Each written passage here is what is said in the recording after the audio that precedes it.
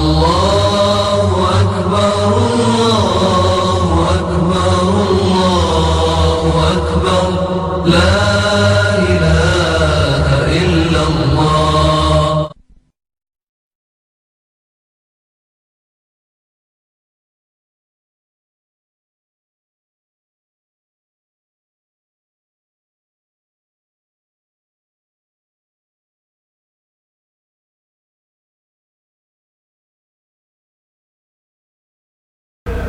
أعوذ بالله من الشيطان الرجيم.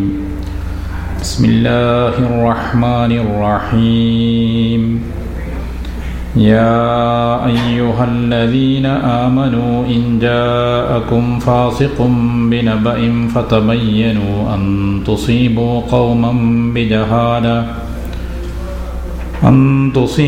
قوما بجهالة وتصبحوا على ما فعلتم نادمين. واعلموا أن فيكم رسول الله لو يطيعكم في كثير من الأمر لعنتم ولكن الله حبب إليكم الإيمان وزينه في قلوبكم وكره إليكم الكفر والفسوق والعصيان أولئك هم الراشدون فضلا من الله ونعمة والله عليم حكيم. സൂറ ഹുജറാത്തിലെ 6, 7, 8 എന്നീ 3 ആയത്തുകളാണ് നാം ഇന്ന് മനസ്സിലാക്കുന്നത്. യാ അയ്യുഹല്ലദീന ആമനു, വിശ്വസിച്ചവരെ, ഇൻ ജാഅക്കും ഫാസിഖും ബിനബഇൻ, വല്ല ഫാസിക്കുകളും കളവ് പറയുന്നവർ അധർമ്മകാരികളായ ആളുകൾ ബിനബഇൻ ഒരു വാർത്തയുമായി നിങ്ങളടുക്കിലേക്ക് വന്നാൽ ഫതബയ്യനു നിങ്ങളതിൻ്റെ നിജസ്ഥിതി അന്വേഷിച്ചറിയണം. അൻ തുസീബു ഖൗമൻ ബിജഹാലത്തിൻ, അറിവില്ലായ്മ കൊണ്ട് അവിവേകമായി ഒരു സമൂഹത്തിന് നിങ്ങൾ വിപത്ത് വരുത്തുകയും ഫതുസ്ബിഹു അലാ മാ ഫഅൽതും നാദിമീൻ, നിങ്ങൾ ചെയ്തതിൻ്റെ പേരിൽ ഖേദിക്കുന്നവരായി തീരുകയും ചെയ്തേക്കും. അങ്ങനെ വരാതിരിക്കാൻ വ്യക്തമായ നിജസ്ഥിതി മനസ്സിലാക്കി അറിഞ്ഞ ശേഷം മാത്രമാണ് ആ വാർത്തക്കനുസൃതമായ തീരുമാനങ്ങൾ കൈക്കൊള്ളേണ്ടത്. വളരെ ശ്രദ്ധേയമായ ഒരു ഉപദേശമാണ് ഈ ആയത്തിൽ അള്ളാഹു വിശ്വാസികൾക്ക് നൽകുന്നത്. ഈ സൂറത്തിൽ 3-ാമത്തെ തവണയാണ് യാ അയ്യുഹല്ലദീന ആമനു എന്ന് വിശ്വാസികളെ പ്രത്യേകമായി അള്ളാഹു വിളിച്ചിട്ടുള്ളത്. വളരെ പ്രാധാന്യമുള്ള ഒരു വിഷയത്തെ സംബന്ധിച്ചാണ് ഖുർആൻ ഇവിടെ ഉത്ബോധിപ്പിക്കുകയും ചെയ്തിട്ടുള്ളത്. സമൂഹത്തിൽ പല വാർത്തകളും പ്രചരിക്കുകയും ആ വാർത്തകളുടെ നിജസ്ഥിതി മനസ്സിലാക്കാതെ കേട്ടതും കണ്ടതുമെല്ലാം ശരിയാണ് എന്ന നിലക്ക് കേട്ടുകേൾവികളുടെ അടിസ്ഥാനത്തിലൊക്കെ വിശ്വസിക്കുകയും തീരുമാനമെടുക്കുകയും പിന്നീട് അതിൻ്റെ യാഥാർത്ഥ്യം മനസ്സിലാകുമ്പോൾ ഖേദിക്കുകയും ചെയ്യുന്ന അവസ്ഥ സമൂഹത്തിലുണ്ടാകാറുണ്ട്. ഇത്തരം ഒരു ദുസ്ഥിതി വിശ്വാസി സമൂഹത്തിന് വരാതിരിക്കണം എന്നതാണ് ഇവിടെ ഖുർആൻ വിശ്വാസികൾക്ക് നൽകുന്ന പ്രധാനപ്പെട്ട ഒരു ഉപദേശം. ഒരു വാർത്ത പറയുമ്പോൾ ആ വാർത്തയുമായി നമ്മെ സമീപിക്കുന്ന വ്യക്തിയെക്കുറിച്ച് ആദ്യം അറിയണം. അദ്ദേഹം ഫാസിക്കാണോ, കളവ് പറയുന്ന വ്യക്തിയാണോ, വിശ്വസ്തനാണോ? വിശ്വസ്തനായ വ്യക്തിയുടെ വാക്കുകൾ മാത്രമേ വിശ്വസിക്കാവൂ. അതല്ല എങ്കിൽ ആ വാർത്തയെ സംബന്ധിച്ച് അന്വേഷിക്കുകയും ഉറപ്പുവരുത്തുകയും ചെയ്ത ശേഷം മാത്രമാണ് ആ വാർത്തയെ സംബന്ധിച്ചുള്ള തീരുമാനമെടുക്കാൻ പാടുള്ളൂ. അതല്ലാതെ കേട്ടതിൻ്റെ അടിസ്ഥാനത്തിൽ കളവ് പറയുകയും തോന്നിവാസികളായി ജീവിക്കുന്ന ആളുകളുമൊക്കെ ഒരു വാർത്ത പറഞ്ഞ് അത് കേട്ടതിൻ്റെ അടിസ്ഥാനത്തിൽ തീരുമാനമെടുത്തു കഴിഞ്ഞാൽ വരാനിരിക്കുന്നത് പലപ്പോഴും ഭവിഷ്യത്തുകളും നാശങ്ങളുമായിരിക്കും. അത് സമൂഹത്തിൻ്റെ നാശമുണ്ടാകും. വാർത്ത എത്തിച്ചു തന്ന വ്യക്തിക്കും അതിൻ്റെ നാശത്തിലേക്ക് എത്താൻ സാധ്യതയുണ്ട്. അങ്ങനെ പിന്നീട് ഖേദിച്ചിട്ട് കാര്യമില്ല. അതിൻ്റെ മുമ്പ് നിങ്ങൾ നിജസ്ഥിതി അറിയണമെന്നാണ്. യാഥാർത്ഥ്യ അന്വേഷണം എന്നത് ഏതൊരു വാർത്തയെ സംബന്ധിച്ചും ഏറ്റവും ആവശ്യമുള്ളതും കാലിക പ്രസക്തിയുള്ളതുമാണ്. കാരണം ഇന്ന് ലോകം മീഡിയകളുടെ കയ്യിലാണുള്ളത്. മീഡിയകൾ എന്ത് അവതരിപ്പിക്കുന്നുവോ അതൊക്കെയും വിശ്വസിക്കുക എന്നത് അസാധ്യമാണ്. അതിൻ്റെ ശരിയും തെറ്റും അറിയണം. നമ്മളൊരു മെയിൽ മറ്റൊരാൾക്ക് ഫോർവേഡ് ചെയ്യുന്നത് പോലും അതിൻ്റെ നിജസ്ഥിതിയെപ്പറ്റി ധാരണയുണ്ടെങ്കിൽ മാത്രമാണ് അത് ചെയ്യാൻ പാടുള്ളൂ. കാരണം പലപ്പോഴും ഈ വാർത്തകൾ സൃഷ്ടിക്കുന്നവരുണ്ട്, വ്യാജ വാർത്തകൾ പ്രചരിപ്പിക്കുന്നവരുമുണ്ട്. അതുകൊണ്ട് വാർത്തയുടെ നിജസ്ഥിതി അറിയണമെന്നത് വളരെ പ്രാധാന്യമുള്ള ഒരു വിഷയമാണ്. ഈ ആയത്തിൻ്റെ അവതരണ പശ്ചാത്തലമായി പണ്ഡിതന്മാരെല്ലാം വിശദീകരിച്ചിട്ടുള്ള ഒരു പ്രധാനപ്പെട്ട സംഭവമുണ്ട്. വലീദ് ബിൻ ഉഖബ റളിയല്ലാഹു അൻഹു, അദ്ദേഹത്തെ റസൂൽ കരീം സല്ലല്ലാഹു അലൈഹി വസല്ലമ ബനുൽ മുസ്തലഖ് ഗോത്രക്കാരുടെ സക്കാത്ത് ശേഖരിക്കുവാൻ വേണ്ടി, സക്കാത്ത് വാങ്ങുവാൻ വേണ്ടി നിയോഗിക്കുകയുണ്ടായി.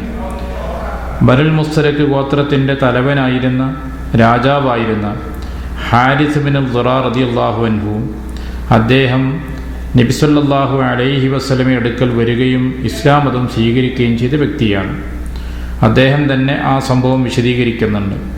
ഹാരിസ് ബിൻ ദുറാർ റളിയല്ലാഹു അൻഹു എന്ന് പറയുന്നത് നബി സല്ലല്ലാഹു അലൈഹി വസല്ലമയുടെ ഭാര്യ ജുവൈരിയ റളിയല്ലാഹു അൻഹയുടെ പിതാവാണ്.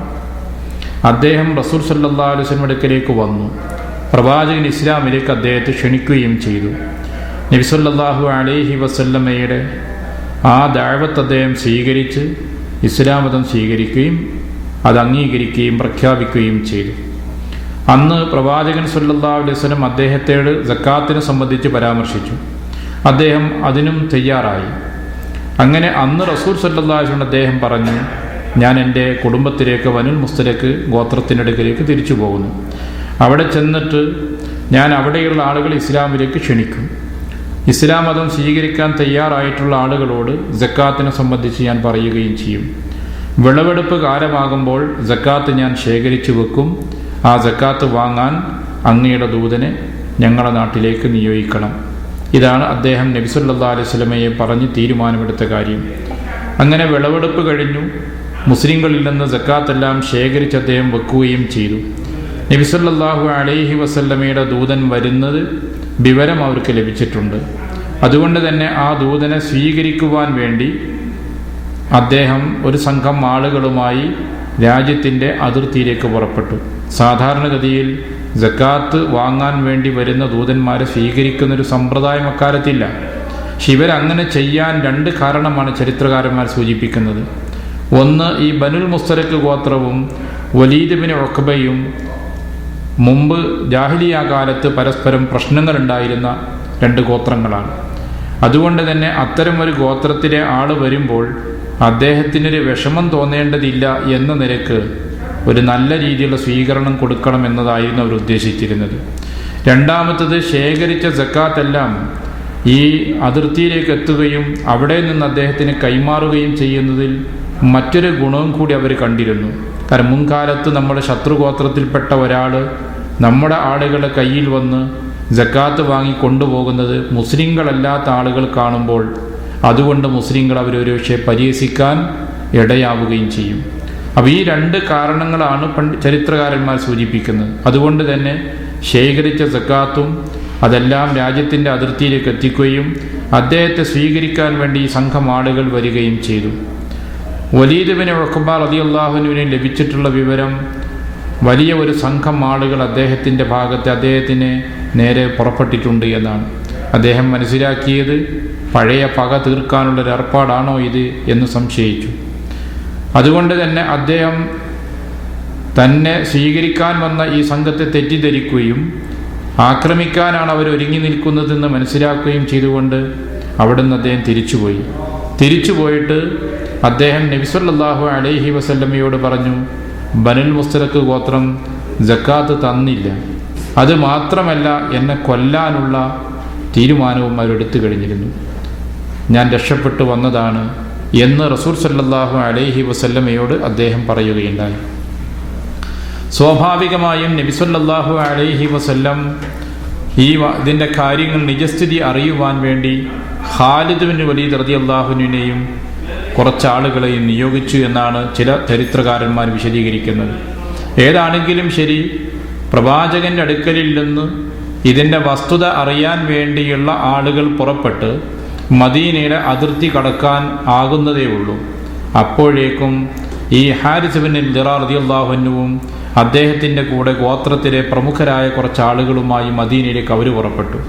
കാരണം പ്രവാചകന്റെ ദൂതൻ വരുന്നു എന്ന് അറിയുകയും കാത്തിരിക്കുകയും ചെയ്ത് അദ്ദേഹം വരാത്തത് കണ്ടപ്പോൾ അദ്ദേഹം മനസ്സിലാക്കിയത് അള്ളാഹുവിൻ്റെ ഭാഗത്തുനിന്ന് നമ്മെ സംബന്ധിച്ച് എന്തെങ്കിലും കോപിക്കുന്ന കാര്യങ്ങൾ ഉണ്ടായിരിക്കണം, അതുകൊണ്ടാവണം പ്രവാചകന്റെ ദൂതൻ തങ്ങളടുക്കിലേക്ക് വരാതിരുന്നത് എന്ന നിലക്കാണ് അവർ വിലയിരുത്തിയത്. അതുകൊണ്ട് അവർ എന്താണ് പ്രവാചകൻ ഞങ്ങളോട് കോപിക്കാൻ കാരണമെന്ന് അറിയാൻ വേണ്ടി ഗോത്രത്തിലെ നേതാക്കന്മാരെ വിളിച്ചു ചേർത്തിട്ട് അദ്ദേഹവും ഗോത്രസംഘത്തിലെ പ്രമുഖരും കൂടെ നബി സല്ലല്ലാഹു അലൈഹി വസല്ലമയെ സന്ദർശിക്കാൻ വേണ്ടി മദീനയിലേക്ക് പുറപ്പെട്ടിട്ടുണ്ട്. വഴിയിൽ വെച്ച് രണ്ട് വിഭാഗം നമ്മൾ കാണുന്നു. അപ്പോൾ ഹാരിസിനെ കണ്ടപ്പോൾ അവർ ചോദിച്ചു, താങ്കൾ എങ്ങോട്ടാണ്? ഞാൻ അള്ളാഹുവിൻ്റെ റസൂലിനെ കാണാനാണ്. നിങ്ങൾ എങ്ങോട്ടാണ്? ഞങ്ങൾ നിങ്ങളെ കാണാൻ വേണ്ടിയാണ് പുറപ്പെട്ടിട്ടുള്ളത്. അങ്ങനെ അവർ സംസാരിച്ചു. നബി സല്ലല്ലാഹു അലൈഹി വസല്ലം അടുക്കലേക്ക് വന്നു. അള്ളാഹുവിൻ്റെ റസൂല് ചോദിച്ചു, ഞാൻ എൻ്റെ ദൂതനെ നിങ്ങളുടെ നാട്ടിലേക്ക് അയച്ചു, എന്നിട്ട് നിങ്ങൾ സക്കാത്ത് നൽകാതിരിക്കുകയും അദ്ദേഹത്തെ കൊല്ലാൻ ശ്രമിക്കുകയും ചെയ്തോ എന്ന് ചോദിച്ചു. ഹാരിസ് ബിൻ ദിറാർ റളിയല്ലാഹു അൻഹു പറഞ്ഞു, താങ്കളുടെ ദൂതൻ ഞങ്ങളുടെ അടുക്കലേക്ക് വന്നിട്ടില്ല, ഞങ്ങൾ അദ്ദേഹത്തെ കണ്ടിട്ടുമില്ല. താങ്കൾക്കടുക്കലേക്ക് അള്ളാഹുവിൻ്റെ ഭാഗത്തുനിന്ന് എന്തെങ്കിലും ഞങ്ങളെക്കുറിച്ച് കോപിക്കാവുന്ന കാര്യം വന്നുപോയോ എന്ന് അന്വേഷിച്ചറിയാൻ വേണ്ടിയാണ് ഞങ്ങൾ ഇങ്ങോട്ട് വന്നിട്ടുള്ളത്. റസൂൽ കരീം സല്ലല്ലാഹു അലൈഹി വസല്ലം ഈ വസ്തുതകൾ മനസ്സിലാക്കുകയും അവരുടെ സക്കാത്ത് സ്വീകരിക്കുകയും ചെയ്തു. ഈ ഒരു പശ്ചാത്തലമാണ് ഈ ആയത്തുമായി ബന്ധപ്പെട്ട് മുഫസ്സിറുകളെല്ലാം രേഖപ്പെടുത്തിയിട്ടുള്ള പ്രധാനപ്പെട്ട സംഭവം. ഇമാം അഹ്മദ് ബിൻ ഹംബൽ ഇതുമായി ബന്ധപ്പെട്ട ഹദീസ് വിശദമായി തന്നെ ഉദ്ധരിക്കുകയും ചെയ്തിട്ടുണ്ട്. അപ്പോൾ ഇത് പഠിപ്പിക്കുന്ന ഒരു പ്രധാനപ്പെട്ട അധ്യാപനം, ഒരു വാർത്ത കേൾക്കുമ്പോൾ അത് പറഞ്ഞ വ്യക്തി ആരാണ് എന്ന് പരിശോധിക്കണം. സത്യസന്ധനായി കാര്യബോധമുള്ള വ്യക്തിയാണോ അത് പറഞ്ഞത്, അതാണ് ആദ്യമായി പരിശോധിക്കേണ്ടത്. വിശ്വസ്തനായ കാര്യങ്ങളെ സംബന്ധിച്ചൊക്കെ ബോധമുള്ള ഒരു വ്യക്തിയാണ് പറയുന്നതെങ്കിൽ അത് വിശ്വസിക്കാം. അതല്ല, ആ വാർത്ത പറയുന്ന വ്യക്തി കളവ് പറയുന്നവനോ അതുപോലുള്ള ആളുകളൊക്കെയാണെങ്കിൽ ആ വാർത്ത കേട്ട് അതിൻ്റെ പേരിൽ ഒരു തീരുമാനമെടുക്കരുത് എന്നാണ്. അതുകൊണ്ടാണ് ഖുർആൻ ഇവിടെ ഉപദേശിച്ചത്, യാ അയ്യുഹല്ലദീന ആമനു, വിശ്വസിച്ചവരെ, ഇൻ ജാഅകും ഫാസിഖും ബിനബഇൻ, വല്ല ഫാസിക്കായ മനുഷ്യൻ. ഇവിടെ ഫാസിഖ് എന്നതിന് മുഫസ്സിറുകളെല്ലാം നൽകിയിട്ടുള്ള വ്യാഖ്യാനം പൊതുവിൽ ഖാദിബ് എന്നാണ്, കളവ് പറയുന്ന ആളുകൾ, വിശ്വസിക്കാൻ കൊള്ളാത്ത ആളുകൾ. അത്തരം വ്യക്തികൾ ബിനബഇൻ, ഏതെങ്കിലും ഒരു പ്രധാന വാർത്തയുമായി നിങ്ങളുടെ അടുക്കലേക്ക് വന്നാൽ ഫതബയ്യനു, അതിൻ്റെ യഥാർത്ഥം എന്താണ് എന്ന് നിങ്ങൾ അന്വേഷിച്ചറിയണം. ഇവിടെ തന്നെ ഫതസബ്ബത്തു എന്ന് മറ്റൊരു ഖിറാഅത്തുണ്ട്, ഉറപ്പുവരുത്തണം. ആ വാർത്തയുടെ സത്യാവസ്ഥ എന്താണ് എന്നത് നിങ്ങൾ ഉറപ്പാക്കണം. അങ്ങനെ നിങ്ങൾ വാർത്തയുടെ നിജസ്ഥിതി മനസ്സിലാക്കാതെ വാർത്ത കേട്ടതിൻ്റെ അടിസ്ഥാനത്തിൽ തീരുമാനമെടുത്ത് പ്രവർത്തിച്ചാൽ വരാനിരിക്കുന്ന വിപത്ത് അന്തുസീബു കൗമം ബിജഹാല, ജഹാലത്ത് അറിവില്ലായ്മയാണ്, അതല്ലെങ്കിൽ അവിവേകമാണ്. അവിവേകം കൊണ്ടോ അറിവില്ലായ്മ കൊണ്ടോ നിങ്ങളൊരു തീരുമാനമെടുത്ത് ആ തീരുമാനമനുസരിച്ച് പ്രവർത്തിക്കുമ്പോൾ ഒരു സമൂഹത്തിന് അതുകൊണ്ട് മുസീബത്തും വിപത്തും നാശവുമാണ് വരുത്തുക. അങ്ങനെ നാശം നിങ്ങൾ വരുത്തിയ ശേഷം ഫതുസ്ബിഹു അലാ മാ ഫഅൽതും നാദിമീൻ, നിങ്ങൾ ആ ചെയ്തതിൻ്റെ പേരിൽ പിന്നീട് നിങ്ങൾ ഖേദിക്കുന്നവരായി മാറുകയാണ്. ഇവിടെ ചില ആളുകൾ നബി സല്ലല്ലാഹു അലൈഹി വസല്ലമയോട് ആവശ്യപ്പെട്ടിരുന്നു, ആ ബനുൽ മുസ്തലഖ് ഗോത്രക്കാർ മുർത്തദ്ദുകളായിട്ടുണ്ട്, സക്കാത്ത് വിസമ്മതിച്ചിട്ടുണ്ട്, താങ്കളുടെ ദൂതനെ കൊല്ലാൻ ശ്രമിച്ചിട്ടുണ്ടല്ലോ, അതുകൊണ്ട് അവർക്കെതിരെ സൈനിക നടപടിയാണ് സ്വീകരിക്കേണ്ടത് എന്ന് ചില ആളുകൾ ആവശ്യപ്പെട്ടിരുന്നു. അത്തരത്തിലൊരു തീരുമാനം പ്രവാചകൻ കൈക്കൊള്ളുകയും നടപ്പിലാക്കുകയും ചെയ്തിരുന്നുവെങ്കിൽ സ്വാഭാവികമായും പിന്നീടത് ഖേദമായി തീരും. കാരണം മുസ്ലിങ്ങളായി ജീവിക്കുന്ന സക്കാത്ത് കൊടുക്കാൻ തയ്യാറായി നിൽക്കുന്നൊരു വിഭാഗത്തെയാണ് ആക്രമിക്കുന്നത്. അവർക്ക് നേരെയാണ് ഈ നാശങ്ങളും നഷ്ടങ്ങളും വരുത്തുന്നത്. അപ്പം അത്തരത്തിൽ പ്രവർത്തിച്ചു പോയാൽ വരാനിരിക്കുന്നത് വലിയൊരു വിപത്തായിത്തീരും. അപ്പം അതുകൊണ്ട് തന്നെ ഏതൊരു വാർത്തയാണെങ്കിലും ആ വാർത്തയുടെ സത്യാവസ്ഥ ശരിയായ രീതിയിൽ അന്വേഷിച്ച് മനസ്സിലാക്കിയ ശേഷം മാത്രമാണ് അതിൻ്റെ തുടർ നടപടികൾ ഉണ്ടാകാൻ പാടുള്ളൂ. അതല്ലെങ്കിൽ നിങ്ങൾ ചെയ്തത് ക്ഷോഭിച്ചുകൊണ്ട് പെട്ടെന്നെടുക്കുന്ന തീരുമാനം, കാര്യങ്ങൾ നിജസ്ഥിതി അറിയാതെ നിങ്ങൾ ചെയ്യുന്ന നടപടികൾ, അത് മറ്റൊരു ജനവിഭാഗത്തിനെതിരെ നാശമുണ്ടാക്കലാകും. നാശമെല്ലാം വരുത്തിയതിൻ്റെ ശേഷം പിന്നീട് നിങ്ങൾ ഖേദിച്ചുകൊണ്ട് പ്രയോജനമൊന്നുമില്ല. ഇതാണ് ഖുർആൻ ഇവിടെ നൽകുന്ന പ്രധാനപ്പെട്ട ഉപദേശമുള്ളത്. ഈ ആയത്തിൻ്റെ പശ്ചാത്തലത്തിൽ വളരെ പ്രധാനപ്പെട്ട കാര്യങ്ങളാണ് പണ്ഡിതന്മാർ നമുക്ക് നൽകുന്ന മാർഗദർശനമുള്ളത്. സാക്ഷ്യം സ്വീകരിക്കണമെങ്കിൽ, ഒരു പ്രശ്നത്തിന് കോടതിയിലോ അതുപോലുള്ള വിഷയങ്ങൾക്ക് ഒരാളെ സാക്ഷിയായി സ്വീകരിക്കണമെങ്കിൽ, അതേപോലെ തന്നെ ഒരു റിപ്പോർട്ട് സ്വീകരിക്കണമെങ്കിൽ, ഹദീസിൻ്റെയും അതുപോലുള്ളതിൻ്റെയും റിപ്പോർട്ടർ എന്ന നിലയ്ക്ക് ഒരാളെ പരിഗണിക്കണമെങ്കിൽ പ്രധാനമായിട്ടും പരിഗണിക്കുന്നൊരു വിഷയം ഈ ആളുടെ സത്യാവസ്ഥ, സത്യസന്ധത അറിഞ്ഞിരിക്കണം. കളവ് പറയുന്ന വ്യക്തിയാണോ, സത്യസന്ധതയുള്ള ആളാണോ എന്ന കാര്യത്തെ സംബന്ധിച്ച് കൃത്യമായി അന്വേഷിച്ച ശേഷം മാത്രമാണ് ആ വ്യക്തിയുടെ റിപ്പോർട്ടോ സാക്ഷിയുടെ സാക്ഷ്യമോ സ്വീകരിക്കപ്പെടുകയുള്ളൂ. അത് ഖുർആൻ വ്യക്തമായും ഇവിടെ സൂചിപ്പിക്കുന്നൊരു കാര്യം അതാണ്. രണ്ടാമത്തത്, ഒരു വ്യക്തിയാണ് നമ്മളുടെ ഒരു വാർത്ത പറയുന്നത്, പക്ഷേ ആ വ്യക്തിയെ സംബന്ധിച്ച് സംശയത്തിൻ്റെ സാധ്യത പോലുമില്ല. സത്യസന്ധനാണ്, വിശ്വസ്തനായ വ്യക്തിയാണ്, ശരിയായ കാര്യങ്ങൾ, സത്യസന്ധമായ കാര്യങ്ങൾ മാത്രം പറയുന്ന വ്യക്തിയാണ് എങ്കിൽ ആ വ്യക്തിയുടെ റിപ്പോർട്ടുകൾ സ്വീകരിക്കാം. അതൊരു വ്യക്തിയാണ് റിപ്പോർട്ട് ചെയ്തെങ്കിലും ആ റിപ്പോർട്ട് സ്വീകരിക്കുന്നതാണ്. ഖബർ വാഹിദ് എന്നാണ് ഹദീസ് പണ്ഡിതന്മാർ അതിനെക്കുറിച്ച് പറയുക. ഒരു വ്യക്തി റിപ്പോർട്ട് ചെയ്തിട്ടുള്ളത് എന്നർത്ഥം. അങ്ങനെ ഒരു വ്യക്തിയുടെ റിപ്പോർട്ട് സ്വീകരിക്കുന്നതിന് മതപരമായിട്ട് യാതൊരു വിലക്കുമില്ല. അത്തരത്തിൽ സ്വീകരിച്ചിട്ടുണ്ട്. പ്രവാചകൻ സല്ലല്ലാഹു അലൈഹി വസല്ലമ പല പ്രദേശങ്ങളിലേക്കും ഇസ്ലാമിലേക്ക് ക്ഷണിക്കാൻ വേണ്ടി നിയോഗിച്ചതൊരു വ്യക്തിയാണ്. അവിടെ ഒന്നിലധികം ആളുകളെ നിയോഗിച്ച സംഭവങ്ങൾ മൊത്തത്തിൽ പരിശോധിക്കുമ്പോൾ കുറവായിരിക്കും. അതേപോലെ തന്നെ പ്രവാചകന്റെ കാലത്ത് പല വിഷയങ്ങളിലും സഹാബികൾക്കിടയിൽ സന്ദേശങ്ങൾ എത്തിക്കുന്നതും ഒരു വ്യക്തിയാണ്. അപ്പോൾ നമുക്കറിയാം ഖിബിലമാറ്റത്തിൻ്റെ സംഭവം. ഖിബിലമാറ്റം സംഭവിച്ചു എന്ന വിവരം നമസ്കരിച്ചുകൊണ്ടിരിക്കുന്ന ആളുകളോട് വന്ന് വിവരം പറയുന്നത് മസ്ജിദുൽ ഖിബലത്തൈൻ്റെ ചരിത്ര പശ്ചാത്തലത്തിൽ നമുക്കറിയാൻ കഴിയുന്ന കാര്യം, പ്രവാചകൻ്റെ ഒപ്പം നമസ്കരിച്ച വ്യക്തി വന്നിട്ടാണ് പറയുന്നത് ഖിബില മാറ്റിയിട്ടുണ്ട് എന്ന്. നമസ്കരിച്ചുകൊണ്ടിരിക്കുന്ന ആളുകളോടാണ് പറഞ്ഞത്. ആ നമസ്കാരത്തിൽ തന്നെ അവർ ബൈത്തുൽ മുഖദ്ദസിലേക്ക് തിരിഞ്ഞ് നമസ്കരിച്ചിരുന്ന ആളുകൾ കാബൻ്റെ ഭാഗത്തേക്ക് തിരിഞ്ഞ് നമസ്കരിക്കുകയാണ്. ഒരാളാണ് വന്ന് പറയുന്നത്, പക്ഷെ പറയുന്ന വ്യക്തി സഹാബിയാണ്, വിശ്വസ്തനാണ്. അതുകൊണ്ടൊരു വാർത്ത പറയുന്ന വ്യക്തി ഒരാളാണ്, അയാൾ സത്യസന്ധനാണ്, അതിലാണ്.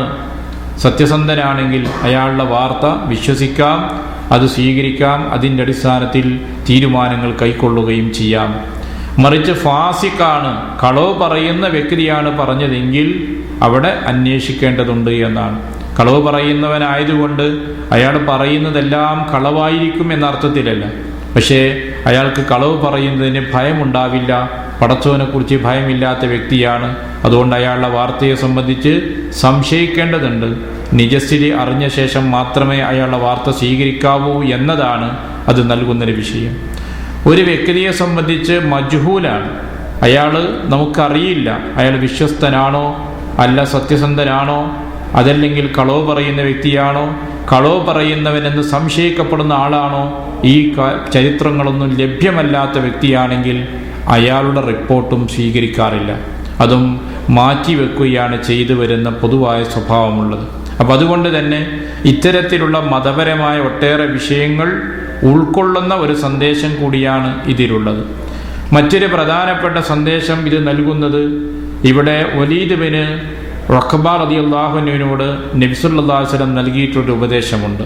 അദ്ദേഹത്തോട് റസൂലുള്ളാഹി പറഞ്ഞത്രേ, കാര്യത്തിൽ ധൃതിയല്ല വേണ്ടത്, അവധാനത വേണം, സാവകാശം വേണം, കാര്യങ്ങൾ വ്യക്തമായ നിജസ്ഥിതി അന്വേഷിച്ചറിയേണ്ടതുണ്ട്, അതാണ് ചെയ്യേണ്ട നിലപാട് എന്ന് അദ്ദേഹത്തോട് അള്ളാഹുവിൻ്റെ പ്രവാചകൻ ഉപദേശിച്ചു എന്ന റിപ്പോർട്ട് ഈ ഹദീസിൻ്റെ പശ്ചാത്തലത്തിൽ ചില പണ്ഡിതന്മാർ വിശദീകരിച്ചിട്ടുണ്ട്.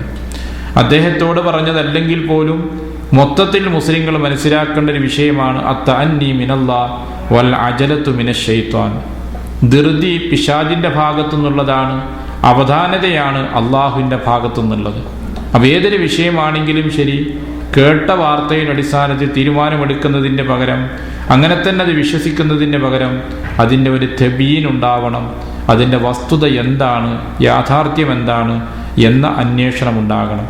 അതല്ലാതെ എല്ലാ കാര്യങ്ങൾക്കും ധൃതിയുള്ള ഈ കാലഘട്ടത്തിൽ ഇത്തരം വിഷയങ്ങൾ, പ്രധാനപ്പെട്ട വിഷയങ്ങൾ കേൾക്കുമ്പോൾ ധൃതിപ്പെട്ട് വിശ്വസിക്കുകയും അത് മറ്റുള്ളവരിലേക്ക് എത്തിക്കുകയും ചെയ്താൽ ഒരുപക്ഷെ വ്യാജ വാർത്ത പ്രചരിച്ചതിൻ്റെ ഒരു പങ്കാളിത്തം ഈ വ്യക്തിക്കുണ്ടാകും.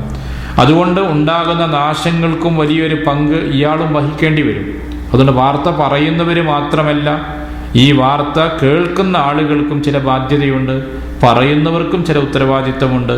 പറയുമ്പോൾ ആ വാർത്തയുടെ സത്യാവസ്ഥ എത്രത്തോളം ഗുണകരമാണ്, ശരിയാണ് എന്ന് അയാൾക്കും ഉറപ്പുണ്ടായിരിക്കണം. ഇന്ന് നമ്മുടെ സമൂഹത്തിലുണ്ടാകുന്ന ഒട്ടേറെ പ്രശ്നങ്ങൾ ഇത്തരം വ്യാജ വാർത്തകൾ ഒരു അന്വേഷണവുമില്ലാതെ പ്രചരിപ്പിക്കുകയും വ്യാജ വാർത്തകൾ സൃഷ്ടിക്കുകയും ചെയ്യുന്ന ഒരു പശ്ചാത്തലം നമ്മുടെ രാജ്യത്തുണ്ട്. പത്രങ്ങളും മീഡിയകളും മെയിലുകളും എല്ലാം അത്തരം വാർത്തകൾ പ്രചരിപ്പിക്കുന്നതിൽ അതിൻ്റെ പങ്ക് വഹിച്ചുകൊണ്ടിരിക്കുന്നുണ്ട്. അതിൻ്റെ പേരിൽ വ്യക്തികൾ മാനസികമായി തളർന്നു പോകുന്നുണ്ട്. വ്യക്തിഹത്യയാണ് നടക്കുന്നതെങ്കിൽ ആ വ്യക്തിക്കുണ്ടാകുന്ന പ്രശ്നങ്ങൾ വളരെ വലുതാണ്. ചില കുടുംബങ്ങൾ അതിൻ്റെ പേരിൽ തകർന്നു പോകുന്ന കുടുംബങ്ങളുണ്ട്. സമൂഹങ്ങൾ അതിൻ്റെ പേരിൽ പരീക്ഷിക്കപ്പെടുന്നുണ്ട്. ചില രാജ്യക്കാർ മൊത്തമായി തന്നെ അത്തരം കാരണങ്ങൾ ഉണ്ടാകുമ്പോൾ ഇതിൻ്റെ പരീക്ഷണത്തിന് വിധേയമാകുന്നുണ്ട്. ഇപ്പോൾ നമുക്കറിയാം, നമ്മുടെ നാട്ടിൽ സമീപകാലത്തുണ്ടായ വ്യാജ വാർത്ത ലവ് ജിഹാദ്, അതിൻ്റെ പേരിൽ ഒരു സമുദായം മൊത്തമായി തന്നെ മാനസികമായി മുൾമുനയിലായിരുന്നു ഏതാനും മാസങ്ങളോളം. അത്രമാത്രം പരീക്ഷിക്കപ്പെടുകയുണ്ടായി. അതൊരു കള്ളവാർത്തയായിരുന്നു, വ്യാജവാർത്ത സൃഷ്ടിച്ചതാണ്. പക്ഷെ വാർത്തയുടെ നിജസ്ഥിതി അന്വേഷിക്കാതെയാണ് മീഡിയകൾ അത് വളരെയധികം പ്രചരിപ്പിച്ചിട്ടുള്ളത്. അവസാനം അതിൻ്റെ തീരുമാനം വരുമ്പോഴേക്കും ഒരുപാട് ആളുകൾ ബലിയാടുകളായി കഴിഞ്ഞിട്ടുണ്ട്. ഇങ്ങനെ ഒരു സമൂഹത്തെയോ സമുദായത്തെയോ ഒരു കുടുംബത്തെയോ ഒക്കെ നശിപ്പിക്കുവാൻ, അവർക്ക് മുസീബത്തും വിപത്തുകളും വരുത്താൻ അത് കാരണമായി തീരും. അതുണ്ടാക്കുന്ന നാശങ്ങൾ വളരെ വലുതാണ്. അതുകൊണ്ട് ഖുർആൻ പറഞ്ഞു, ഫതബയ്യനു, നിങ്ങൾ നിജസ്ഥിതി അറിയണം. അതല്ലെങ്കിൽ അൻതുസീബു ഖൗമൻ ബിജഹാല, നിങ്ങളുടെ അറിവില്ലായ്മ കൊണ്ട്, നിങ്ങളുടെ അവിവേകം കൊണ്ട് ഒരു സമൂഹത്തിന് നിങ്ങൾ വരുത്തുന്ന വല്ലാത്തൊരു വിപത്തായിരിക്കും. ഫതുസ്ബിഹു അലാ മാ ഫഅൽതും നാദിമീൻ, അങ്ങനെ വിപത്തുകളെല്ലാം വരുത്തിയിട്ട് ഇത്തരം കാര്യങ്ങൾ ചെയ്തു പോയതിൻ്റെ പേരിൽ പിന്നീട് നിങ്ങൾ ഖേദിക്കേണ്ടി വരും. ഇന്ന് നമ്മുടെ സമൂഹം അഭിമുഖീകരിക്കുന്ന പല പ്രശ്നങ്ങളും അങ്ങനെയാണ്. അതുകൊണ്ട് തന്നെ വാർത്തകൾ കേൾക്കുമ്പോൾ അവിടെ അന്വേഷണം എന്നത് വളരെ പ്രധാനപ്പെട്ടതാണ്. അവധാനതയോടുകൂടെ വസ്തുതകൾ അന്വേഷിച്ചുകൊണ്ട് യാഥാർത്ഥ്യമാണെന്ന് ബോധ്യപ്പെടുന്ന കാര്യങ്ങൾ മാത്രമായിരിക്കണം നമ്മൾ മറ്റുള്ളവരിലേക്ക് പ്രചരിപ്പിക്കേണ്ടത്. അതല്ലാതെ സൃഷ്ടിക്കപ്പെടുന്ന എല്ലാ വാർത്തകളും ശരിയാകുമെന്ന് കണക്കുകൂട്ടുകയും പ്രചരിപ്പിക്കുകയും ചെയ്യുമ്പോൾ അതുണ്ടാക്കുന്ന വിപത്തുകൾ വളരെ വലുതാണ്. അതുകൊണ്ട് തന്നെ അത്തരത്തിലുള്ള സമീപനം മുസ്ലിം സമൂഹത്തിൽ ഉണ്ടാകണമെന്ന് ഖുർആൻ ഇവിടെ സൂചിപ്പിക്കുകയാണ്. മാത്രവുമല്ല, ഖുർആൻ ഇവിടെ സൂചിപ്പിച്ച മറ്റൊരു കാര്യം, ഇൻ ജാഅക്കും ഫാസിഖും ബിനബയിൻ, ഏതെങ്കിലും ഒരു ഫാസിക്കായ മനുഷ്യൻ എന്തെങ്കിലും ഒരു വാർത്തയുമായിട്ട് വന്നാൽ, ഖുർആന്റെ പ്രയോഗം ഇൻ എന്നാണ്. ഇന്നെന്ന് പ്രയോഗിച്ചാൽ അങ്ങനെ വരവ് തന്നെ കുറവായിരിക്കും എന്നതാണ്. നിങ്ങളടുക്കലേക്ക് അങ്ങനെയുള്ള വാർത്തയുമായി വരുന്നവർ കുറവായിരിക്കാം. അങ്ങനെ വന്നാൽ, അങ്ങനെ സംഭവം ഉണ്ടാകുമ്പോൾ നിങ്ങൾ ശ്രദ്ധിക്കേണ്ട കാര്യം എന്നാണ് ഇവിടെ ഖുർആൻ ഉത്ബോധിപ്പിച്ചത്. തുടർന്നുള്ള പറഞ്ഞു, വഅലമു അന്ന ഫീക്കും റസൂലല്ലാഹ്, നിങ്ങൾ അറിയണം അള്ളാഹുവിൻ്റെ പ്രവാചകൻ നിങ്ങളിൽ ഉണ്ട് എന്ന കാര്യം നിങ്ങൾ അറിയണം.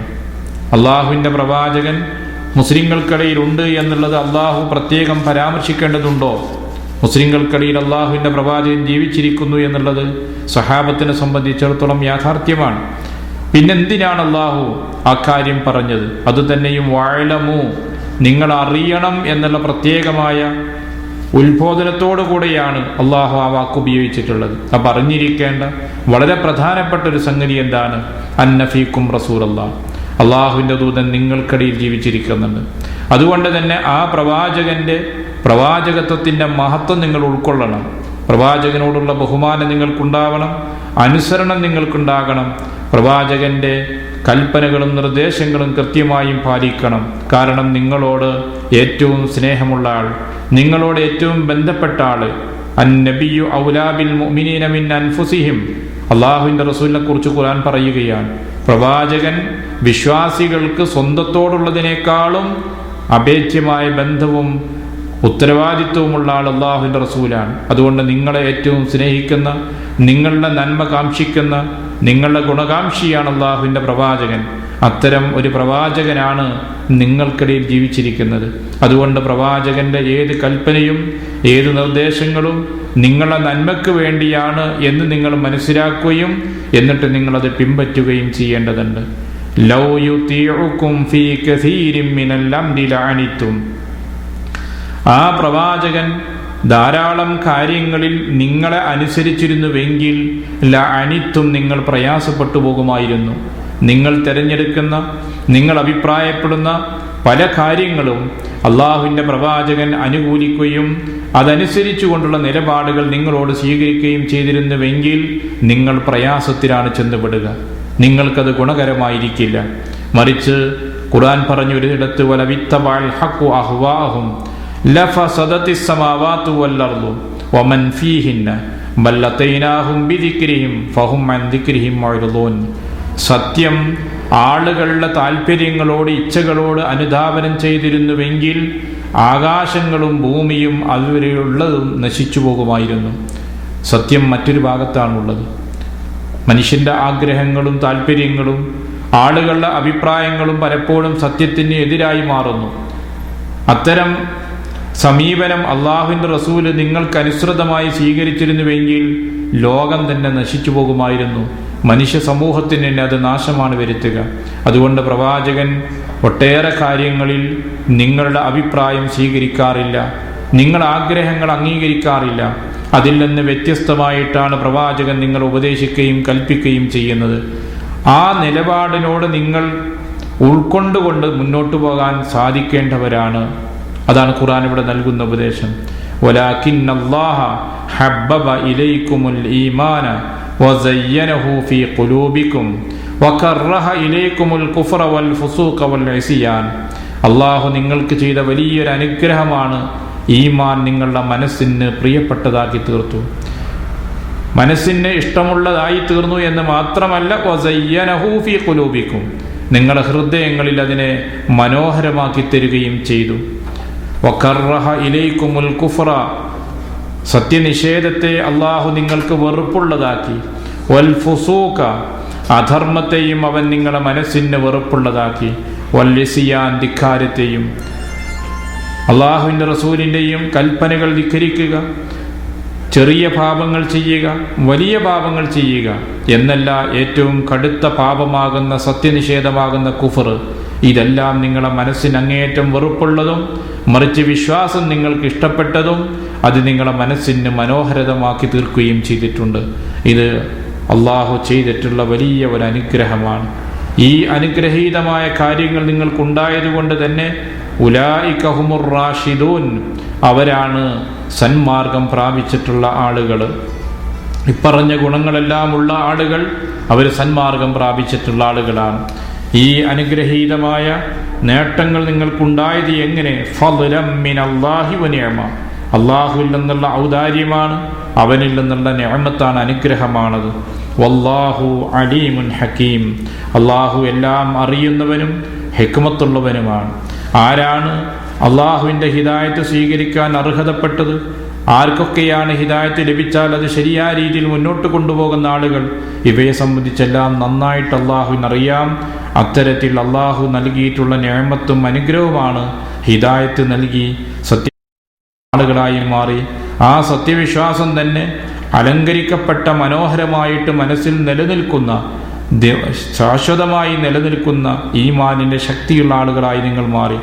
മറുഭാഗത്ത് ഈമാനിൻ്റെ വിപരീതമായി നിൽക്കുന്ന കുഫർ, സത്യനിഷേധം നിങ്ങൾക്ക് വെറുപ്പുണ്ടായി. ഫുസൂഖ്, വലിയ പാപങ്ങൾ. വൽ ഇസ്യാൻ, ചെറിയ പാപങ്ങൾ. ഇങ്ങനെയുള്ള പാപങ്ങളോടെല്ലാം നിങ്ങളുടെ മനസ്സിന് തന്നെ വെറുപ്പുള്ളതായി തീരുകയും ചെയ്തു. അങ്ങനെ ഈമാൻ കൊണ്ട് ഭംഗിയാക്കപ്പെട്ട മനസ്സ് കുഫറും അതുപോലുള്ള കാര്യങ്ങളെയും വെറുക്കുന്ന മനസ്സ്, ഇത് നിങ്ങൾക്ക് ആ ഒരു മാനസികാവസ്ഥ ഉണ്ടായി കിട്ടിയത് റബ്ബ് നൽകിയിട്ടുള്ള വലിയൊരു അനുഗ്രഹമാണ് എന്ന കാര്യം അള്ളാഹു പ്രത്യേകം ഓർമ്മിപ്പിക്കുകയും ചെയ്യാം. ഇവിടെ ഖുർആൻ സൂചിപ്പിക്കുന്ന ഒരുപാട് കാര്യങ്ങൾ, ശ്രദ്ധേയമായ കാര്യങ്ങൾ ഇവിടെയുണ്ട്. റസൂൽ കരീം സല്ലല്ലാഹു അലൈഹി വസല്ലമയെ അനുസരിക്കണം. പ്രവാചകന്റെ എല്ലാ നിർദ്ദേശങ്ങളും പാലിക്കണം. ആ നിർദ്ദേശങ്ങളും ഉപദേശങ്ങളും പ്രവാചകൻ നിങ്ങൾക്ക് നൽകുന്നത് അത് നിങ്ങളുടെ നന്മയ്ക്ക് വേണ്ടിയാണ്. നിങ്ങളുടെ ആഗ്രഹങ്ങൾക്കെതിരാണെങ്കിലും നിങ്ങളുടെ അഭിപ്രായങ്ങൾക്കും താല്പര്യങ്ങൾക്കും വിരുദ്ധമാണെങ്കിലും നബി സല്ലല്ലാഹു അലൈഹി വസല്ലമയുടെ മാർഗദർശനം നിങ്ങൾ സ്വീകരിക്കേണ്ടതുണ്ട്, അത് നിങ്ങൾ പിൻപറ്റേണ്ടതുണ്ട്. അള്ളാഹുവിൻ്റെ പ്രവാചകൻ്റെ അടുക്കൽ വന്ന് നിങ്ങൾ കളവ് പറയരുത്, അസത്യം പറയരുത്. അങ്ങനെ നിങ്ങൾ വല്ല കളവും അസത്യവും പറഞ്ഞു പോയാൽ റബ്ബിൻ്റെ ഭാഗത്തുനിന്ന് പ്രവാചകൻ്റെ സന്ദേശം വരും, നിങ്ങൾ അതിൻ്റെ പേരിൽ വഷളാക്കപ്പെടുകയും ചെയ്യും. അതുകൊണ്ട് പ്രവാചകനോട് നിങ്ങൾ സ്വീകരിക്കേണ്ട സമീപനം വളരെ കൃത്യമായിട്ട് നിങ്ങൾ പ്രവാചകൻ്റെ നിർദ്ദേശങ്ങൾ അനുസരിച്ചു കൊണ്ടായിരിക്കണം. ആ അനുസരണം നിങ്ങൾക്കുണ്ടായിരിക്കണം. അങ്ങനെ നിങ്ങളുടെ സ്വന്തം അഭിപ്രായങ്ങൾ മാറ്റിവെച്ച് പ്രവാചകന്റെ അഭിപ്രായങ്ങൾ, പ്രവാചകന്റെ തീരുമാനങ്ങൾ പിൻപറ്റുവാനുള്ള ഒരു മാനസികാവസ്ഥ നിങ്ങൾക്ക് അല്ലാഹു അനുഗ്രഹിച്ച് നൽകിയത് ഈമാനിലൂടെയാണ്. അപ്പം ഈമാനിൻ്റെ താല്പര്യമാണ് പ്രവാചകനെ അനുധാവനം ചെയ്യുക. മറ്റൊരു ഹദീസിൽ തന്നെ അള്ളാഹുവിൻ്റെ റസൂല് പറയുന്നുണ്ട്, നിങ്ങളിൽ ഒരാൾ വിശ്വാസിയാകുന്നത് എപ്പോഴാണ്? തബഅൻ ലിമാ ജിഅ്തു ബിഹി, അവൻ്റെ ഇച്ഛ ഞാൻ കൊണ്ടുവന്നതിന് അനുധാവനം ചെയ്യുന്ന രൂപത്തിലാകുമ്പോഴാണ്. അപ്പോൾ വ്യക്തിയുടെ താല്പര്യങ്ങൾ അവിടെ മാറ്റിവെച്ച്, തൻ്റെ അഭിപ്രായങ്ങൾ മാറ്റിവെച്ച് പ്രവാചകൻ്റെ നിർദ്ദേശം എന്താണോ അത് പൂർണ്ണമായും പിൻപറ്റുന്നൊരവസ്ഥയിലേക്ക് എത്തുമ്പോഴാണ് ഒരു വ്യക്തി അള്ളാഹുവിൻ്റെ മാർഗദർശനം സ്വീകരിച്ച പ്രവാചകൻ്റെ അനുചരന്മാരിൽ ഒരാളായിത്തീരുന്ന വ്യക്തിയായിത്തീരുന്നത്. വളരെ കൃത്യമായിട്ട് പ്രവാചകനും അക്കാര്യം വിശദീകരിച്ചിട്ടുണ്ട്. റസൂൽ സല്ലല്ലാഹു അലൈഹി വസല്ലമയുടെ അടുക്കൽ വന്ന് പല വിഷയങ്ങളിലും സഹാബികൾ അഭിപ്രായം പറഞ്ഞിട്ടുണ്ട്. അള്ളാഹുവിൻ്റെ പ്രവാചകൻ വിസാലായി നോമ്പെടുത്തിരുന്നു. വൈകുന്നേരമായാൽ നോമ്പ് മുറിക്കാതെ തുടർച്ചയായി നോമ്പെടുക്കുക. ചില സഹാബികൾ അതിന് ആഗ്രഹം പ്രകടിപ്പിച്ചു, പ്രവാചകൻ അനുവദിച്ചില്ല. ഒരു രാത്രി നബി സല്ലല്ലാഹു അലൈഹി വസല്ലം ഖിയാമുൽ ലൈൽ നമസ്കരിച്ചു. ഖിയാമുൽ ലൈൽ നമസ്കാരം അവസാനിപ്പിച്ചപ്പോൾ പിന്നെയും ഫജ്ർ ആകാൻ സമയം ബാക്കിയിരിക്കുന്നുണ്ട്. അതുകൊണ്ട് ചില ആളുകളൊക്കെ പറഞ്ഞു, പ്രവാചകരെ ഇനിയും സമയമുണ്ടല്ലോ, കുറച്ചുകൂടി നമസ്കാരം ദീർഘിപ്പിച്ചിരുന്നെങ്കിൽ എന്ന് പറഞ്ഞു. നബി സല്ലല്ലാഹു അലൈഹി വസല്ലം അതിന് അനുകൂലിച്ചില്ല. മറിച്ച് പ്രവാചകൻ അവരോട് പറഞ്ഞത്, ഇമാമിൻ്റെ കൂടെ നിങ്ങൾ നമസ്കരിച്ചു, ഹത്താ യൻസരിഫൽ ഇമാം, ഇമാമ നമസ്കാരത്തിൽ നിന്ന് വിരമിക്കുന്നത് വരെയും നിങ്ങൾ തുറന്നില്ലേ? അതുകൊണ്ട് അങ്ങനെ നമസ്കരിച്ചതുകൊണ്ട് രാത്രി മുഴുവൻ നമസ്കരിച്ച പ്രതിഫലം നിങ്ങൾക്ക് ലഭിക്കും. മറ്റൊരിക്കൽ റസൂൽ സല്ലല്ലാഹു അലൈഹി വസല്ലം ആളുകളോട് ഖുത്ബ പ്രസംഗം നടത്തിക്കൊണ്ടിരിക്കുകയാണ്. ആ പ്രസംഗത്തിൽ ഹജ്ജിനെ കുറിച്ച് പറയുകയുണ്ടായി. പല കാര്യങ്ങളും പലരും ചോദിച്ചു. ഹജ്ജിനെ കുറിച്ച് പരാമർശിച്ചപ്പോൾ ഒരാൾ പറഞ്ഞു, അല്ലാഹുവിൻ റസൂലെ, എല്ലാ കൊല്ലവും ഹജ്ജ് ഫർളാണോ നിർബന്ധമാണോ എന്ന് ചോദിച്ചു. ഹജ്ജ് നിർബന്ധമാണ്, അതിൻ്റെ വിശദീകരണം പ്രവാചകൻ നൽകിക്കൊണ്ടിരുന്നപ്പോൾ ചോദിച്ചു. നബി സല്ലല്ലാഹു അലൈഹി വസല്ലം പറഞ്ഞു, നഅം എന്ന് ഞാൻ പറഞ്ഞാൽ, അതേ എന്ന് ഞാൻ പറഞ്ഞാൽ നിങ്ങൾക്കത് നിർബന്ധമായി തീരുന്നതാണ്. പക്ഷേ വലമസ്തതാഴത്തും, നിങ്ങളെ കൊണ്ടത് സാധിക്കുന്ന കാര്യമല്ല. അപ്പം അങ്ങനെ പല വിഷയങ്ങളും സഹാബികൾ തീവ്രമായ താല്പര്യം പ്രകടിപ്പിച്ചിട്ട് പോലും അള്ളാഹുവിൻ്റെ പ്രവാചകൻ അത് അനുവദിക്കാതിരുന്നിട്ടുണ്ട്. ചില വ്യക്തികളോടും അതേ സമീപനം സ്വീകരിച്ചത് നമുക്ക് കാണാവുന്നതാണ്. നബി സല്ലല്ലാഹു അലൈഹി വസല്ലമയുടെ കാലത്ത് നിത്യവ്രതം അനുഷ്ഠിക്കുകയും എന്നും രാത്രി നമസ്കാരം മുഴുകുകയും ചെയ്തിട്ടുള്ള ചില സഹാബികളുണ്ടായിരുന്നു. അത്തരം വ്യക്തികളോട് അള്ളാഹുവിൻ്റെ പ്രവാചകൻ അത് തടയുകയാണ് ചെയ്തത്. ഇത് നിങ്ങൾ ചെയ്യരുത്, എല്ലാത്തിനും ഒരു മിതത്വം ഉണ്ടാകണമെന്ന് ഉപദേശിക്കുകയാണ് പ്രവാചകൻ ചെയ്തത്. കാരണം അതൊന്നും സാധ്യമാകുന്ന കാര്യങ്ങളല്ല. അപ്പം അതുകൊണ്ട് തന്നെ സമൂഹം ആഗ്രഹിച്ച ചില കാര്യങ്ങൾ അള്ളാഹുവിൻ്റെ പ്രവാചകൻ വിരോധിച്ചിട്ടുള്ള സംഗതികൾ നമുക്ക് കാണാവുന്നതാണ്. അനുഷ്ഠാനപരമായ തീവ്രത പുലർത്തുന്ന അത്തരം ആളുകൾക്ക് പ്രവാചകൻ അനുവദിക്കാതെ അവരെ അതിൽ നിന്ന് പിന്നിലേക്ക് പിടിച്ചു വലിക്കാൻ ശ്രമിച്ചു എന്നത് നമുക്ക് കാണാവുന്ന വസ്തുതകളാണ്. മറുഭാഗത്ത് പ്രവാചകൻ സല്ലല്ലാഹു അലൈഹി വസല്ലമ ആളുകൾ വൈകാരികമായ ചില അഭിപ്രായങ്ങൾ പ്രകടിപ്പിച്ച സന്ദർഭങ്ങളുണ്ടായിരുന്നു. ആ അഭിപ്രായങ്ങളോട് അള്ളാഹുവിൻ്റെ പ്രവാചകൻ അനുകൂലമായ നിലപാട് സ്വീകരിച്ചിരുന്നില്ല. അബ്ദുല്ലാഹ് ഇബ്നു ഉബൈ ഇബ്നു സുലൂൽ എന്ന വ്യക്തി മുസ്ലിങ്ങളെ സംബന്ധിച്ചിടത്തോളം വളരെ പ്രയാസങ്ങൾ അഭിമുഖീകരിക്കേണ്ടി വന്ന വ്യക്തിയാണ്. നമ്മൾ പറയുന്ന ബനുൽ മുസ്തലഖ് ഗോത്രം, ആ ബനുൽ മുസ്തലഖ് ഗോത്രവുമായി ബന്ധപ്പെട്ട ചില വിഷയങ്ങളിൽ ഈ അബ്ദുല്ലാഹ് ഇബ്നു ഉബൈ ഇബ്നു സുലൂൽ ഉണ്ടാക്കിയിട്ടുള്ള പ്രത്യാഘാതങ്ങൾ വളരെ വലുതായിരുന്നു. ബനുൽ മുസ്തലഖിൽ നിന്ന് തിരിച്ചു വരുന്ന സമയത്ത് അബ്ദുല്ലാഹ് ഇബ്നു ഉബൈ ഇബ്നു സുലൂൽ ഒരു അൻസാരിയുടെയും മുഹാജിറിൻ്റെയും ഇടയിൽ അഭിപ്രായ വ്യത്യാസം ഉണ്ടായപ്പോൾ അതിൽ ഇടപെട്ടിട്ട് കപടവിശ്വാസികളുടെ നേതാവായിരുന്ന ഇദ്ദേഹം തൻ്റെ അടുത്തിരിക്കുന്ന ആളുകളോട് പറഞ്ഞത്, സമ്മിൻ ഖൽബക യഅ്കുൽക എന്ന് പറയുന്നൊരു വചനം അറബി ഭാഷയിലുണ്ട്. നായനെ നീ തീറ്റുക, നിന്നെ തന്നെ അത് കടിക്കും. നമ്മുടെ ഭാഷയിൽ പറയുന്ന കടിക്കുന്ന നായക്ക് തീറ്റ കൊടുത്ത പോലെ ആ ശൈലി ഉപയോഗിച്ചുകൊണ്ട് അദ്ദേഹം പറഞ്ഞു, ഇപ്പം എങ്ങനെയുണ്ട്? ഞാൻ അന്നേ പറഞ്ഞില്ലേ ഈ രാജ്യത്ത് അഭയം കൊടുത്താൽ നിങ്ങൾക്ക് ഇതിൻ്റെ നാശമുണ്ടാകുമെന്ന്. ആ അർത്ഥത്തിൽ നബി സല്ലല്ലാഹു അലൈഹി വസല്ലമയെ കുറ്റപ്പെടുത്തി ഇദ്ദേഹം പറയുകയാണ്. അൻസാരികൾ എന്ന് പറയുന്നത് ഇദ്ദേഹത്തിൻ്റെ കുടുംബത്തിൽപ്പെട്ട ആളാണ്. ആ അൻസാരിയെയാണ് മക്കയിൽ നിന്ന് വന്ന മുഹാജിറാണ്. മുഹാജിറും അൻസാരിയും തമ്മിലാണ് പ്രശ്നമുണ്ടായത്. അവർ തമ്മിൽ ചെറിയ അങ്ങോട്ടും ഇങ്ങോട്ടും ചെറിയ ബഹളവും അടിയും പിടിയും വലിയൊക്കെ ഉണ്ടായിട്ടുണ്ട്. അപ്പോഴേക്കും അള്ളാഹുവിൻ്റെ പ്രവാചകൻ കാര്യങ്ങൾ അറിഞ്ഞു, പ്രശ്നമെല്ലാം പരിഹരിക്കുകയും ചെയ്തു. പക്ഷെ അതിനെ സംബന്ധിച്ച് ഇദ്ദേഹം ഇങ്ങനെയാണ് പ്രതികരിച്ചത്. ആ പ്രതികരണം ഒരു കുട്ടി കേൾക്കുകയും പ്രവാചകൻ സല്ലല്ലാഹു അലൈഹി വസല്ലമയിലേക്ക് ആ വിവരം എത്തുകയും ചെയ്തു, ഇങ്ങനെ സംസാരിച്ചിട്ടുണ്ട് എന്ന്. ആ സന്ദർഭത്തിൽ തന്നെയാണ് പറഞ്ഞത്, ലയുഖ്രിജന്നൽ അഅ്സു മിനൽ അദൽ, പ്രതാപമുള്ള ആളുകൾ പതിതരായ ആളുകളെ മദീനയിൽ നിന്ന് പുറത്താക്കുമെന്നുള്ള പ്രഖ്യാപനം ഇയാൾ നടത്തിയതാണ്. ഈ മുനാഫിക്കുകൾ ഈ സന്ദർഭത്തിൽ നടത്തിയ വാക്കായിരുന്നു അതൊക്കെ. ഇതൊക്കെ പരിഹരിക്കേണ്ടത് അങ്ങനെയാണ് എന്ന് പറഞ്ഞുകൊണ്ടാണ്. സ്വാഭാവികമായും ഈ വിവരമറിഞ്ഞ പല സഹാബികൾക്കും വല്ലാതെ മനസ്സിന് വിഷമമുണ്ടായി. ചിലർ പ്രവാചകനോട് തന്നെ പറഞ്ഞു, അല്ലാഹുവിൻ്റെ റസൂലേ, കുറേ കാലമായി ഇയാളുടെ ഫിത്നയും ബുദ്ധിമുട്ടും നമ്മൾ അനുഭവിക്കുന്നു. അതുകൊണ്ട് അദ്ദേഹത്തിന് കഥ കഴിക്കണം, കൊല്ലണം, ഇനി അവശേഷിപ്പിക്കാൻ പറ്റില്ല. നബി സല്ലല്ലാഹു അലൈഹി വസല്ലം പറഞ്ഞു, ഇല്ല. ആളുകൾ എന്ത് പറയും? മുഹമ്മദ് സ്വന്തം അനുയായികളെ കൊല്ലുന്നു എന്ന് പറയില്ലേ? അതുകൊണ്ടുണ്ടാകുന്ന വിപത്ത് കൂടി സൂചിപ്പിച്ചുകൊണ്ട് അള്ളാഹുവിൻ്റെ പ്രവാചകൻ അവരുടെ ആ വൈകാരികമായ സമീപനത്തെ തടയുകയാണ് ചെയ്തത്. ആ താല്പര്യം മാറ്റിവെച്ചു. കാരണം അന്ന് അള്ളാഹുവിൻ്റെ റസൂൽ വധിക്കാൻ ഒരുങ്ങിയിരുന്നുവെങ്കിൽ സ്വാഭാവികമായും അദ്ദേഹത്തിൻ്റെ കുടുംബം, ആ ഗോത്ര വിഭാഗം സംഘടിക്കുകയും മുഹാജിറുകൾക്കെതിരെയോ അല്ലെങ്കിൽ മറ്റ് മുസ്ലിങ്ങൾക്കെതിരെയോ അത് ഒരു പ്രശ്നമായി തീരുകയും ചെയ്യും. നബി സല്ലല്ലാഹു അലൈഹി വസല്ലം ഇത്തരം അനുഭവങ്ങളൊക്കെ ഉണ്ടായപ്പോൾ ക്ഷമിക്കുകയും അത് സംയമനത്തിലൂടെ പരിഹരിക്കാൻ ശ്രമിക്കുകയും ചെയ്തു. ഇതിൻ്റെ പരിണിത ഫലം ഇദ്ദേഹത്തിൻ്റെ സ്വന്തം മകൻ ആ പിതാവിൻ്റെ കടുത്ത വിരോധിയായി മാറി. അള്ളാഹുവിൻ്റെ റസൂലിൻ്റെ സമ്മതമില്ലാതെ മദീനയിൽ പ്രവേശിക്കാൻ നിങ്ങൾക്ക് അനുവാദമില്ലെന്ന് സ്വന്തം പിതാവിനോട് മകൻ പറഞ്ഞു. അവരുടെ കുടുംബത്തിൽപ്പെട്ട മുസ്ലിങ്ങളിൽ ആളുകളെല്ലാം തന്നെ ഈ കാര്യങ്ങൾ വസ്തുതകൾ മനസ്സിലാക്കിയപ്പോൾ ഇദ്ദേഹത്തിൻ്റെ ശത്രുവായി മാറി. ഗോത്രത്തിനും സമൂഹത്തിനും ഉണ്ടായിരുന്ന ഇയാളുടെ പ്രതാപവും അംഗീകാരവും ഒക്കെ അയാൾക്ക് നഷ്ടപ്പെട്ടു. പ്രവാചകൻ മദീനത്ത് വരുന്നതിൻ്റെ മുമ്പ് മദീനയിലെ രാജാവായി ഇദ്ദേഹത്തെ വാഴിക്കാൻ സമൂഹം തീരുമാനിച്ചതാണ്. അത്തരം ഒരു വ്യക്തിയാണ് അദ്ദേഹം. അതുകൊണ്ട് തന്നെ അദ്ദേഹത്തിന് അംഗീകാരമുണ്ട്, സമൂഹത്തിൽ അയാൾക്കൊരു പ്രതാപമുണ്ട്.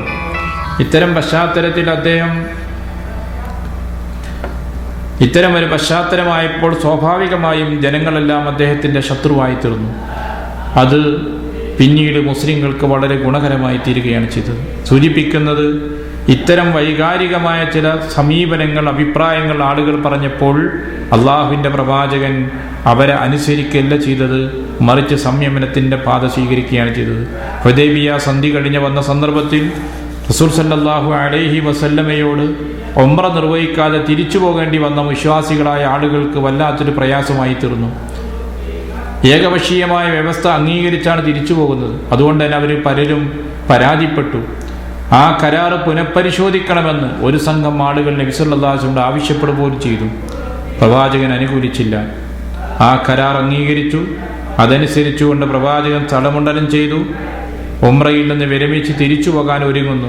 പോകുന്ന വഴിയിൽ വെച്ചാണ് വിശുദ്ധ ഖുർആൻ ആയത്തിറങ്ങുന്നത്. വമ്പിച്ചൊരു വിജയമായിരുന്നു അത് എന്ന് പറഞ്ഞുകൊണ്ട് സൂറത്തുൽ ഫത്ഹ് അവതരിക്കുന്നത്. അപ്പോഴാണ് പ്രവാചകന്റെ ആ തീരുമാനം മുസ്ലിം സമൂഹത്തിൻ്റെ ഗുണകരമായി തീരുമെന്ന് മുസ്ലിങ്ങൾ തിരിച്ചറിയുന്നത്. എന്നാൽ ബദറിൻ്റെ സന്ദർഭത്തിൽ നബി സല്ലല്ലാഹു അലൈഹി വസല്ലം കൂടിയാലോചിച്ചിട്ടുണ്ട്. ഉഹദിൻ്റെ സന്ദർഭത്തിൽ കൂടിയാലോചിച്ചിട്ടുണ്ട്. ഉഹദിൻ്റെ സന്ദർഭത്തിൽ പ്രവാചകന്റെ അഭിപ്രായം മദീനയിലേക്ക് ശത്രുക്കൾ എത്തിയ ശേഷം ശത്രുക്കളെ ആക്രമിക്കുക, പ്രതിരോധിക്കുക എന്നതായിരുന്നു.